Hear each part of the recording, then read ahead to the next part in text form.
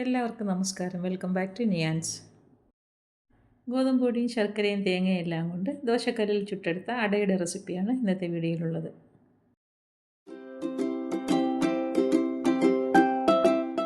ഈ അട തയ്യാറാക്കുന്നതിന് വേണ്ടി 1 കപ്പ് ഗോതമ്പ് പൊടിയാണ് എടുത്തിട്ടുള്ളത്. അതൊരു പാത്രത്തിലേക്ക് ഇട്ട് കൊടുക്കാം. അതിലേക്ക് ആവശ്യത്തിനുള്ള ഉപ്പും കൂടി ചേർത്ത് കൊടുത്ത് നന്നായിട്ട് കൈ കൊണ്ടൊന്ന് ഇളക്കി കൊടുക്കാം. ഇതുപോലെ നന്നായി ഇളക്കി കൊടുത്തതിന് ശേഷം അതിലേക്ക് വെള്ളം ഒഴിച്ചു കൊടുത്ത് മാവൊന്ന് കുഴച്ചെടുക്കണം. അപ്പം മാവ് കുറച്ചിട്ട് ലൂസായിട്ടാണ് കുഴച്ചെടുക്കേണ്ടത്, നമുക്ക് പരത്തിയെടുക്കാനായതുകൊണ്ട്. അപ്പോൾ ഈ ഒരു രീതിയിൽ വെള്ളം ഒഴിച്ച് നന്നായിട്ടൊന്ന് കുഴച്ചെടുക്കാം. മാവ് കുഴച്ചെടുക്കുന്ന സമയത്ത് ഇടയ്ക്ക് കൈ ഒട്ടുന്നുണ്ടെങ്കിൽ കുറച്ച് വെള്ളം കയ്യിലേക്കൊന്ന് ആക്കി കൊടുത്താൽ മതി. വീണ്ടും നല്ലതുപോലെ ഒന്ന് കുഴച്ചെടുക്കാം.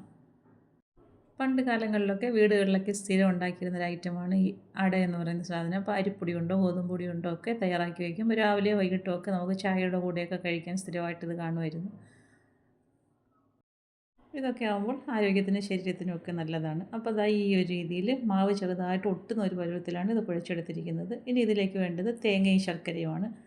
തേങ്ങയും ശർക്കരയൊക്കെ അവരവരുടെ ഇഷ്ടത്തിനനുസരിച്ചും മധുരത്തിനനുസരിച്ചും ചേർത്ത് കൊടുക്കാം. ഇതേപോലെ രണ്ടും കൂടി നന്നായി ഒന്ന് മിക്സ് ചെയ്ത് കൊടുക്കാം.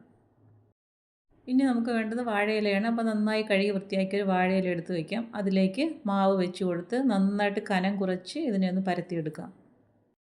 വേറൊരു രീതിയിലും കൂടി ഇതേപോലെ പരത്തിയെടുക്കും. വട്ടയില ഉണ്ടെങ്കിൽ അതിൽ ഇതേപോലെ പരത്തിയെടുക്കാം. അപ്പോൾ നമ്മൾ അട എത്രത്തോളം കനം കുറച്ച് പരത്തിയെടുക്കുന്നോ അത്രത്തോളം നല്ലതാണ്. സാധാരണ അട ഉണ്ടാക്കുന്നത് ആവിയിൽ വേവിച്ചാണ്. അപ്പോൾ അതിൽ നിന്ന് വ്യത്യസ്തമായി ദോശക്കല്ലിൽ ചുട്ടെടുത്തിട്ടാണ് ഇതിപ്പോൾ തയ്യാറാക്കുന്നത്.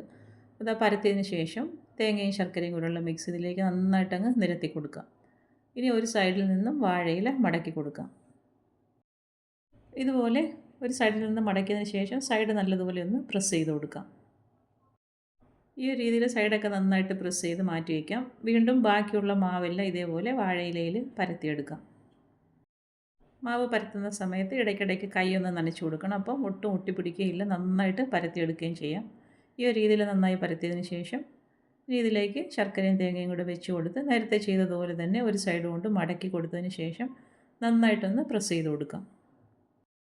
ഇതുപോലെ സൈഡൊക്കെ നന്നായി പ്രസ്സാക്കി കൊടുത്തതിന് ശേഷം ചൂടായി കിടക്കുന്ന തവയിലേക്ക് ഇട്ട് കൊടുത്ത് തിരിച്ച് മറിച്ചിട്ട് 3-4 തവണ ഇതേപോലെ തിരിച്ച് മറിച്ചിട്ട് കൊടുത്ത് വേണം ഇത് ചുട്ടെടുക്കാൻ. അങ്ങനെയാണെങ്കിലേ ഉൾവശമൊക്കെ നന്നായിട്ട് മൊരിഞ്ഞ് കിട്ടുകയുള്ളൂ. അപ്പോൾ ഇല നന്നായിട്ട് ഇത് അങ്ങ് കളറ് മാറി ഒരു കൊള്ളി പോലെയാവും. അതാ ഈ ഒരു രീതിയിൽ കളറ് മാറി വരുന്ന സമയം വരെ തിരിച്ചും മറിച്ചും ഇട്ട് ചുട്ടെടുത്ത് കൊടുക്കാം. ഇതാ ഇത് കണ്ടില്ലേ, വാഴയില എത്രത്തോളം ഇത് നല്ലപോലെ അങ്ങ് ഉണങ്ങി കൊള്ളിയായിട്ട് വന്നിട്ടുണ്ട്. ആ ഒരു സമയം വരെ അടുപ്പിലിട്ട് ചുട്ടെടുക്കാം. അപ്പോൾ ഇത് വെന്ത് വരുന്ന സമയത്ത് ഇലയിൽ നിന്ന് നന്നായിട്ട് വിട്ട് വരും. അപ്പോൾ നമുക്ക് ഇളക്കി നോക്കാം എത്രത്തോളം പരുവായിട്ടുണ്ടെന്ന്. അങ്ങനെ നന്നായിട്ട് പരുവായി വരുന്ന സമയത്ത് വേണം അടുപ്പിൽ നിന്ന് മാറ്റി കൊടുക്കാൻ. ഇതാ ഇതുപോലെ തിരിച്ചും മറിച്ചും ഇട്ട് കൊടുത്ത് വാഴയിലയുടെ കളർ ഇതാ ഈ ഒരു പരുവത്തിലായിട്ടുണ്ട്. ഇനി നമുക്കിതൊന്ന് തുറന്ന് നോക്കാം.